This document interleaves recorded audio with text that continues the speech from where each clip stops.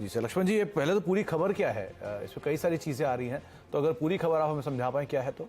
कि सरकार ने फर्टिलाइजर सेक्टर की 8 कंपनियों के स्ट्रेटेजिक डाइवेस्टमेंट के लिए एक पहचान की है, इसकी सिफारिश की है, या फिर कहें कि 8 कंपनियों के विनिवेश की तैयारी है। ये जो 8 कंपनियां फर्टिलाइजर सेक्टर की, उसमें से एक कंपनी है आरसीएफ, राष्ट्रीय केमिकल फर्टिलाइजर। अब बता दूं कि राष्ट्रीय केमिकल फर्टिलाइजर में सरकार की हिस्सेदारी करीब 75% है। दूसरी कंपनी है नेशनल फर्टिलाइजर लिमिटेड, जो कोई है कि एनएफएल में भी सरकार की हिस्सेदारी मुझे लगता है करीब बड़ी हिस्सेदारी है, यहां भी 74% के आसपास है। तीसरी कंपनी है एफएससीटी। ये एफएससीटी जो कंपनी है, इस एफएससीटी कंपनी में भी जो है सो fertiliser and chemical Travancore limited इसको कहते हैं, ये भी कंपनी जिसमें सरकार अपना हिस्सेदारी बेचना चाहती है। बता दूं कि आरसीएफ जो है मुख्य तौर पर यूरिया बनाती है, कॉम्प्लेक्स फर्टिलाइजर बनाती है, एनएफएल नीम कोटेड यूरिया बनाती है, बायो फर्टिलाइजर बनाती है। और ये सब जो कंपनियों की पहचान की गई है, ये नई विनिवेश नीति जिसका ऐलान वित्त मंत्री ने किया था, उसी नई विनिवेश नीति के तहत किया गया है। और नीति आयोग की एक महत्वपूर्ण बैठक हुई थी 3 हफ्ते पहले, उस बैठक में इस पर सहमति बन गई है और फिर आगे की प्रक्रिया अब शुरू होगी। पहली चीज तो 3 कंपनियों का नाम लक्ष्मण जी ने लिया, जिसमें आरसीएफ, एनएफएल 75% हिस्सेदारी एनएफएल में है और फैक्ट 90% हिस्सेदारी सरकार यहां पर ओन करती है। इन तीनों में एक स्ट्रैटेजिक विनिवेश की बातचीत हो रही है। तीनों दिन के ऊपरी स्तरों पर कामकाज करते हुए दिखाई पड़ रहे हैं। 5% ऊपर फैक्ट, करीब 4% ऊपर आपको एनएफएल दिखाई पड़ेगा और डे हाई पर आरसीएफ भी कामकाज करता हुआ दिखाई पड़ रहा है। तीनों में ही एक जोरदार तेजी। अच्छा लक्ष्मण जी, एक बात और, आपने ये 3 कंपनियों का नाम तो लिया, इसके अलावा भी कुछ नाम है क्या? कि कई और नाम भी मैंने चलते देखे हैं, क्या उनका नाम भी आ रहा है क्या?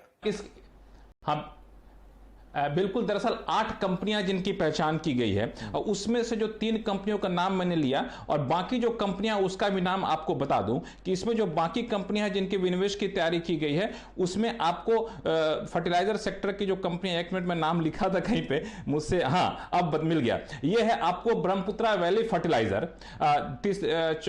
5वीं कंपनी है हिंदुस्तान फर्टिलाइजर कॉर्पोरेशन लिमिटेड। 6ठी कंपनी है मद्रास फर्टिलाइजर। 7वीं कंपनी है फर्टिलाइजर कॉर्पोरेशन ऑफ इंडिया और 8वीं कंपनी है FCI fertiliser corporation of India, Aravali gypsum and minerals. तो ये जो 8 कंपनियां हैं, इन 8 कंपनियों की पहचान की गई। आपको बता दूं कि पूरे फर्टिलाइजर मिनिस्ट्री के अंदर सिर्फ 8 ही कंपनियां हैं ही पीएसयू, तो सारी पीएसयू का विनिवेश यहां पे किया जाना है, इसके लिए तैयारी यहां पे चल रही है। ये डिपार्टमेंट ऑफ पब्लिक एंटरप्राइजेज ने इसकी पहचान की। नीति आयोग के अगुवाई में, सीईओ की अगुवाई में जो कमिटी बनी है, उसने सैद्धांतिक सहमति बनी है और अब आगे की प्रक्रिया इसके तहत जारी की जाएगी। तो ये जो है 8 कंपनियां हैं जिनको पहचान की गई विनिवेश के लिए। इनफैक्ट मद्रास फर्टिलाइजर 9% ऊपर अब कामकाज करता हुआ दिखाई पड़ रहा है।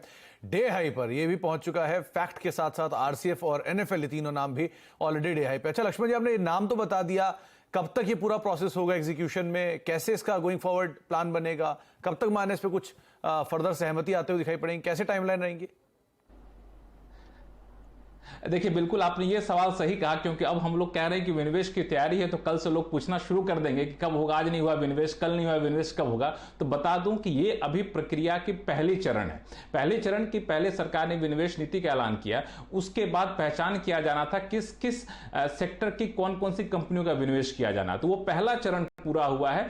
ये फर्टिलाइजर सेक्टर की ये 8 कंपनियों के विनिवेश के लिए पहचान की गई है। लेकिन चूंकि फर्टिलाइजर सेक्टर, ध्यान रखना आपको कि काफी संवेदनशील सेक्टर है, इस वजह से यहां पे विनिवेश बहुत तेजी से होगा। मुझे इसकी संभावना कम दिख रही है, क्योंकि राजनीतिक रूप से संवेदनशील सेक्टर और सरकार चुनाव में भी अगले साल जाने वाली है। और फर्टिलाइजर मंत्रालय जो सूत्र बता रहा है, वो भी बहुत ज्यादा उत्साहित इसको लेकर के नहीं है। और इसके पीछे मुझे जो वजह बताया गया, वो वजह यह बताया गया कि फर्टिलाइजर मंत्रालय को कई सारे रिमाइंडर भेजे गए कि आप बताएं कि इन कंपनियों के बारे में आपको क्या कहना है। कम से कम सूत्र बता रहे हैं 4 रिमाइंडर भेजे गए फर्टिलाइजर मंत्रालय को डिपार्टमेंट ऑफ पब्लिक एंटरप्राइजेस की तरफ से। 11 फरवरी को, 15 फरवरी को, 5 मई को, 18 मई को, इतने बार रिमाइंडर भेजने के बाद जो है थोड़ी सी सुबगाहट वहां देखने को मिली। तो पहली बात, राजनीतिक रूप से संवेदनशील सेक्टर है। दूसरा, फर्टिलाइजर मंत्रालय भी बहुत ज्यादा आक्रामक नहीं है कि एग्रेसिव नहीं है कि हम इसको बेची डालना है। तो दोनों तरफ से एक रिजर्वेशन दिख रहा है। इसी वजह से मुझे लगता है कि प्रक्रिया थोड़ी सी लंबी खिंच सकती है। चले, लेकिन फिलहाल तो स्टॉक में रिएक्शन अच्छा है। डे हाई पर तमाम शेयर कामकाज कर रहे हैं। 3.5% ऊपर फैक्ट है, आरसीएफ करीब 2.5% ऊपर है और एनएफएल भी करीब 2.5% ऊपर कामकाज कर रहा है। लेकिन मद्रास फर्टिलाइजर करीब 9% ऊपर कामकाज करता हुआ दिखाई पड़ रहा है। पूरे फर्टिलाइजर स्पेस में बज़ आ चुका है। बहुत बहुत शुक्रिया लक्ष्मण जी, ये खबर हम तक पहुंचाने के लिए।